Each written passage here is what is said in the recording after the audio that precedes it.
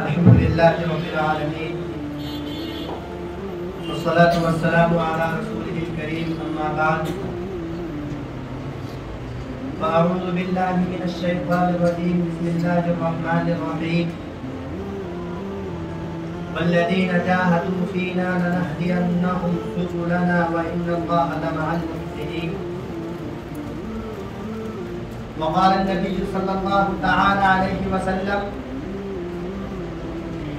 لا تزال طائفة من أمتي ظاهرين على الحق أو كما قال عليه الصلاة والسلام. میرے محترم بزرگوں اور دوستوں،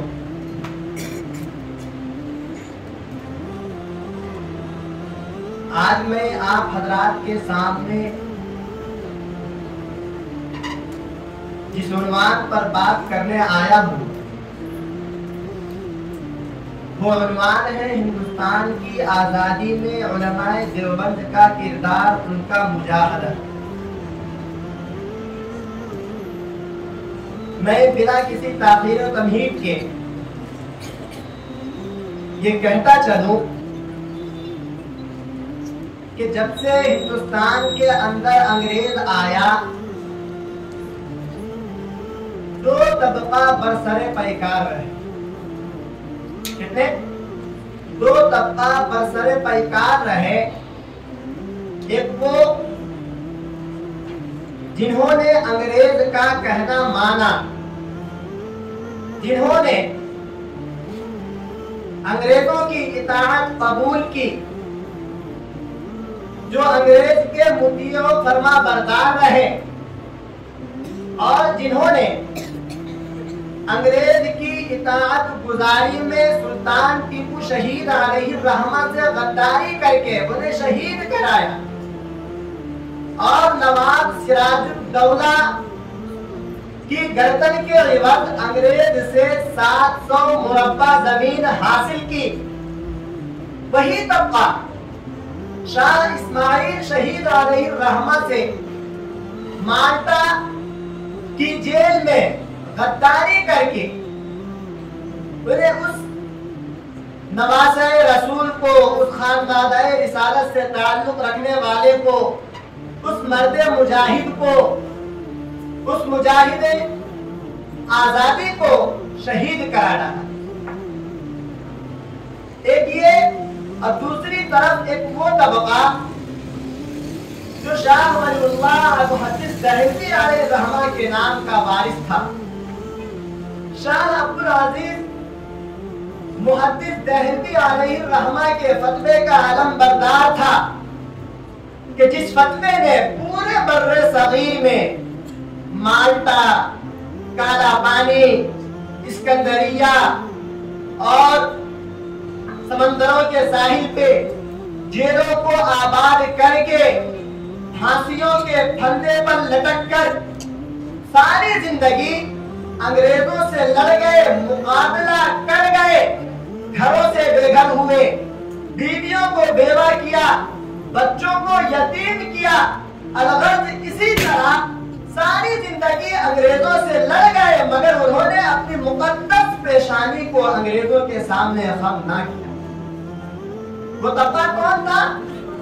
میں آپ کو بتاتا چلوں کہ سن 1601 میں جب سب سے پہلے انگریز ہندوستان آیا تجارت کی غرض، اور جب سے ہندوستان کے اندر انگریزوں کا ناپاک سایہ پڑا،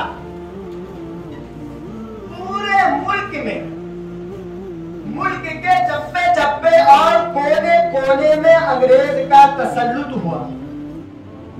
انہوں نے باشندگان وطن کے گلے میں محکومی و غلامی کا پھندا ڈالنا شروع کیا. ملک کی معصوم اور پاک باز خواتین ان کی ہوس پرستی کا نشانہ بن گئی، اور انہوں نے ہمارے خون و جگر کو اپنے پسینے سے بھی کمتر خیال کرنا شروع کیا. تو میرے دوستو، ایسے پرفتن دور میں، ایسے پرفتن ماحول میں سن 1339 کے اندر شاہ ولی اللہ محدث دہلوی علیہ الرحمہ کے گھر میں شاہ عبدالعزیز محدث دہلوی علیہ الرحمہ پیدا ہوئے، اور سن सन 1762 में उन्होंने सबसे पहले हिंदुस्तान की तारीख में अंग्रेजों के खिलाफ फतवा जिहाद जारी किया और यह ऐलान किया कि ऐ लोगों, अंग्रेजों के खिलाफ अब जिहाद करना फर्ज हो चुका है। चुनांचे इसी फतवे की रोशनी में सुल्तान टीपू शहीद अलैहि रहमा मैसूर की लड़ाई में अंग्रेजों के मुकाबले के लिए आते हैं और मुकाबला करते करते जाम शहादत नोश कर जाते हैं। उसके बाद सन 1856 में दिल्ली के अंदर उलमाए किराम की मीटिंग रखी गई, उनका इजलास मुनाकिद किया गया। उस मीटिंग के अंदर उस जलसे में ये बात तय करनी थी, ये मुनाकिद करना था कि आया अब से हम अंग्रेजों की मुस्तकिल गुलामी इख्तियार कर लें, हम अंग्रेज के मुस्तकिल गुलाम बन करके रह जाए, या हम अंग्रेजों से मुकाबला करके आजादी जो कि अल्लाह तबारक व तआला ने हर इंसान की फितरत में रखी है, आजादी इंसान का फितरी हक है, या तो हम उस आजादी को हासिल करने के लिए अंग्रेजों के मुकाबले के लिए तैयार हो जाए। उस मीटिंग में हुज्जतुल इस्लाम हज़रत मौलाना कासिम नानौतवी अलैहि रहमा, सैयदुत ताइफा हाजी इमदादुल्लाह मुहाजिर मक्की अलैहि रहमा, हजरत मौलाना ममलूक अली, हजरत मौलाना विलायत अली, मौलाना जाफर थानेसरी, इन जैसे बड़े बड़े जय्यद उलमा मौजूद थे। मेरे दोस्तों, मीटिंग के दौरान किसी ने हजरत से ये कहा कि हजरत, हमारी मुख्तसर सी जमात, हमारा मुख्तसर सा गिरोह ये अंग्रेज का मुकाबला किस तरह कर सकता है? अंग्रेजों की बहुत बड़ी तादाद है, उनकी एक बड़ी जमात है, हम उसका मुकाबला किस तरह कर सकते हैं? ये कहना था कि मौलाना कासिम नानौतवी ने कहा, कई लोगों, क्या हमारी जमात गाजियाने बदर से भी कम है? ये कहना था कि मजमे के अंदर आग लग गई, आग भड़क उठी, चिंगारी भड़क उठी, सभी ने इरादा किया, अज़्म मुसम्मम किया कि नहीं, अंग्रेजों से लड़ना है, अंग्रेजों से मुकाबला करना है। चूंकि हिंदुस्तान की तारीख में सबसे बड़ी जंग आजादी जो अंग्रेजों के खिलाफ लड़ी गई है वो सन 1857 की जंग आजादी है। तो जंग आजादी में उलमा को गद्दारी की वजह से पता नहीं हुई, उलमा पता से हमकिनार ना हुए, अंग्रेजों को कामयाबी हुई। उसके बाद वासराय बरतानिया ने एक वक्त हिंदुस्तान भेजा कि जाओ मुआयना करके आओ, मालूम करके आओ, पता करके आओ कि हिंदुस्तान के अंदर हमारी हुकूमत किस तरह कायम हो सकती है, हिंदुस्तान के अंदर फिरंगियों की हुकूमत किस तरह बन सकती है। वायसराय बरतानिया के उस वक्त के सरबराह डॉक्टर विलियम ने यह रिपोर्ट लिखी कि हुजूर, जब तक हिंदुस्तान में उलमा मौजूद है, जब तक हिंदुस्तान में ये मदारिस मौजूद है, जब तक हिंदुस्तान में ये तालिबान उलूम नबूवत मौजूद है, जब तक हिंदुस्तान में ये खानकाह के अंदर अल्लाह अल्लाह कहने वाले मौजूद हैं, जब तक ये दीनी मकातिब मौजूद है, इनके होते हुए हिंदुस्तान के ऊपर कब्जा करना नामुमकिन सा मालूम होता है। उसके बाद सन 1863 में अंग्रेजों की तरफ से उलमा के कत्ले आम का फरमान जारी हुआ, उलमा के कत्ले आम का हुक्मनामा जारी हुआ। मेरे दोस्तों, जिस वक्त अंग्रेज हिंदुस्तान आया, आप गौर करें, आप सोचें कि सन 1601 में सिर्फ दिल्ली शहर के अंदर 1000 दीनी मदारिस थे। कितने? सन 1601 में जब हिंदुस्तान अंग्रेज आया तो सिर्फ, मैं पूरे बर्रे सगीर या पूरे हिंदुस्तान की बात नहीं कर रहा, मैं सिर्फ और सिर्फ दिल्ली शहर की बात कर रहा हूँ कि जिस वक्त अंग्रेज हिंदुस्तान आया उस वक्त सिर्फ दिल्ली शहर के अंदर मुअर्रिखीन ने अपनी किताब में लिखा है कि 1000 कमोबेश दीनी मदारिस थे। लेकिन जब 1863 में अंग्रेजों की तरफ से उलमा के कत्ले आम का फरमान जारी हुआ तो उन्होंने उलमा का कत्ल करना शुरू किया और दिल्ली के अंदर मदरसा रहीमिया जो शाह वलीउल्लाह मुहद्दिस देहलवी अलैहि रहमा का मदरसा था, उन्हें शहीद किया, उनके ऊपर बुलडोजर चलाया, मस्जिदें शहीद करा दी गई। मुअर्रिखीन ने लिखा है कि 1864 के अंदर पूरे बर्रे सगीर में एक दीनी मदरसा भी मौजूद ना था। सन 1601 में जब अंग्रेज हिंदुस्तान आया तो दिल्ली के अंदर 1000 कमोबेश दीनी मदारिस थे। लेकिन जब अंग्रेजों की तरफ से उलमा के कत्ले आम का फरमान जारी हुआ तो सन 1864 के अंदर पूरे बर्रे सगीर में एक दीनी मदरसा भी मौजूद नहीं था। मेरे दोस्तों, मिस्टर थॉमसन जो अंग्रेजों का बहुत बड़ा मुहद्दिस है, उसने अपनी किताब के अंदर लिखा है कि लोगों, सन 1870 1857 से लेकर 1864 तक ये हिंदुस्तान की तारीख के बड़े अलमनाक साल है, बड़े दर्दनाक साल है। क्यों ऐसा क्यों कहा? इसलिए कि उन अय्याम में, उन दौर में 14,000 उलमा किराम को दिल्ली की चांदनी चौक से लेकर खैबर के चौक तक उन्हें फांसी दी गई। मेरे दोस्तों, मुअर्रिखीन ने लिखा है कि दिल्ली के चांदनी चौक से लेकर पेशावर तक कोई दरख्त ऐसा ना था जिसमें उलमा की लाशें टंगी हुई ना हो। मजीद ये कहा कि शाही मस्जिद के शहर में एक दिन में 100 उलमा किराम को फांसी का फंदा चढ़ाया गया। मजीद ये कि मेरे दोस्तों ने गोलियों का निशाना बनाया गया। मुअर्रिखीन ने लिखा है कि एक दिन में 100 उलमा किराम को फांसी दी गई।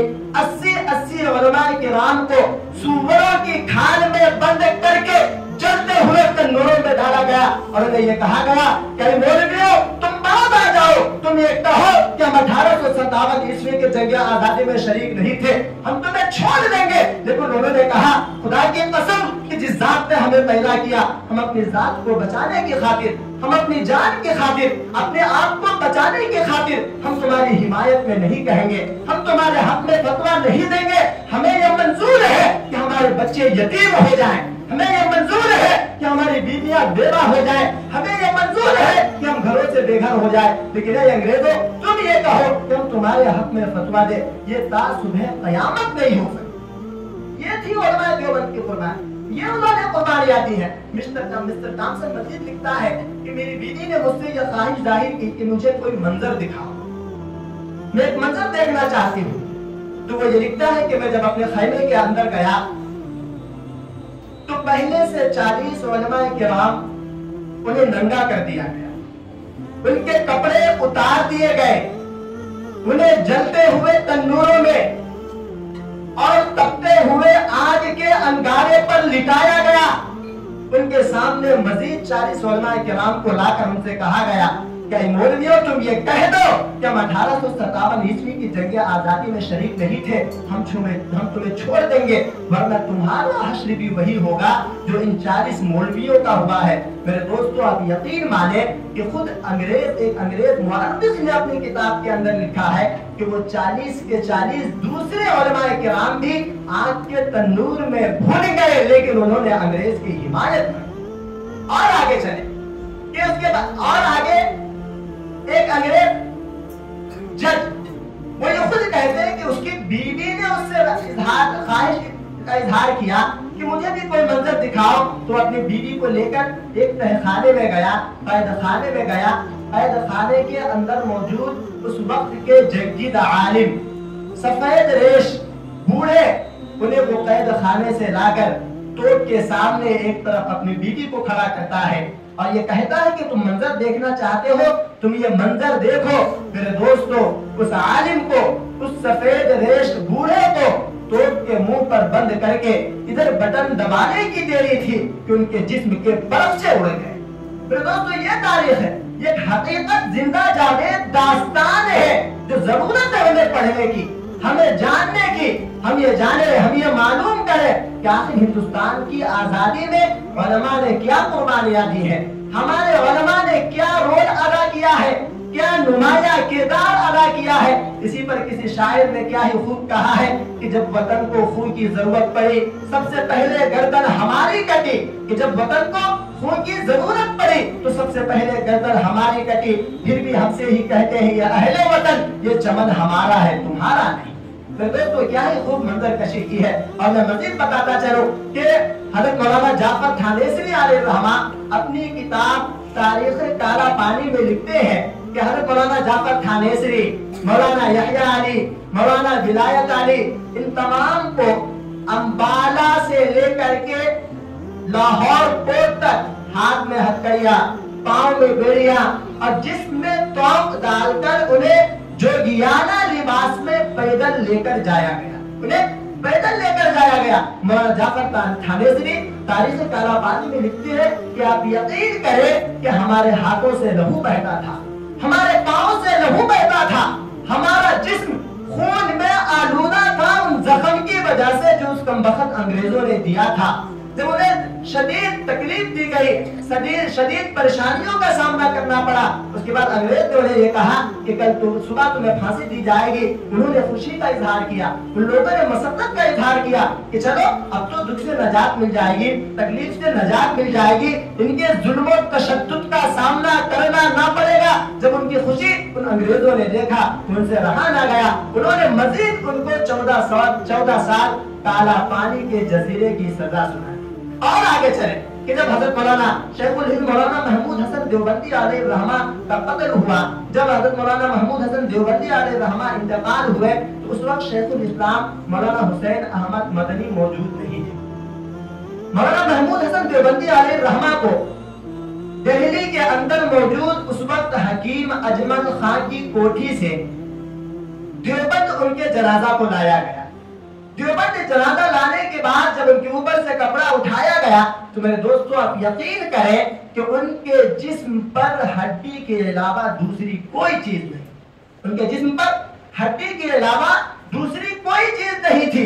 کالا پانی میں ان کے ساتھ موجود مولانا سید حسین احمد مدنی علیہ الرحمہ جب تشریف لائے تو ان سے ماجرا پوچھا گیا، انہوں نے یہ کہا کہ ہمیں معلوم نہیں حضرت کو کالا پانی میں نیچے تہخانے کے اندر لے جایا جاتا اور انہیں گرم اور تپتے ہوئے سلاخ سے ان کے جسم کو داغا جاتا تھا۔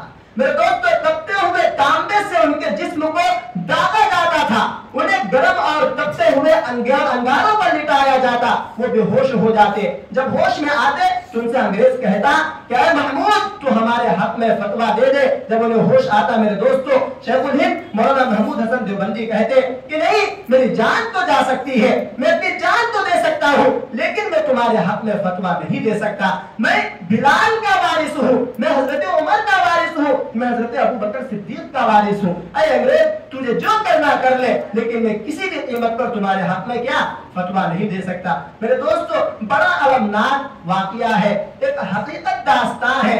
ضرورت ہے ہمیں پڑھنے کی، ضرورت ہے ہمیں جاننے کی، ضرورت ہے ہمیں پڑھ کر کے اس سے سبق حاصل کرنے کی۔ میں یہ بات کہہ کر کے بس میں اپنی جگہ لیتا ہوں کہ دارالعلوم دیوبند کے اندر ایک دفعہ عرب ممالک سے ایک وفد کا آنا ہوا، ایک جماعت آئی۔ حضرات اساتذہ کرام نے ان سے درخواست کی کہ آپ ہمارے طلباء کو ایک ایسی نصیحت کریں جس سے آگے چل کر کے ان کے اندر دین کی خدمت کرنے کا جذبہ پیدا ہو، ان کے اندر یہ انقلابی بنے، انقلاب برپا کرنے والے بنے۔ یہ کس طرح ہو سکتا ہے؟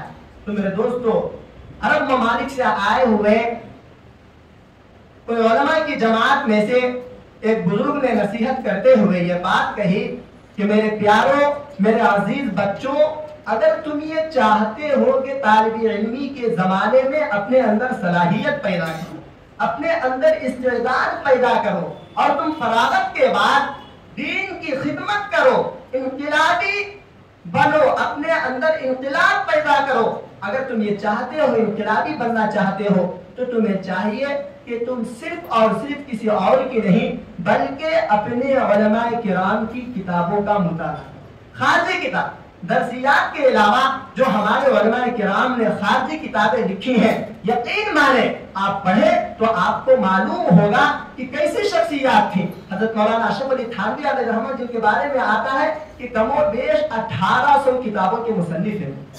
کتنے؟ 1800 کتابوں کے مصنف ہیں۔ میرے دوستو انہوں نے یہ بات کہی کہ اگر آپ انقلاب برپا کرنا چاہتے ہیں تو آپ کو چاہیے کہ آپ اپنی ایک مستقل عادت بنائیں اپنے علماء کرام کی کتاب پڑھنے کی۔ دعا کریں کہ اللہ تبارک و تعالی ہمیں اپنے علماء کرام کی تاریخ کو جان کر اس سے سبق حاصل کرنے کی توفیق مرحمت فرمائے اور ہمیں پڑھنے کی اور تاریخ کو جان کر کے اس پر عمل کرنے کی توفیق مرحمت فرمائے۔ آمین۔ وآخر دعوانا الحمدللہ۔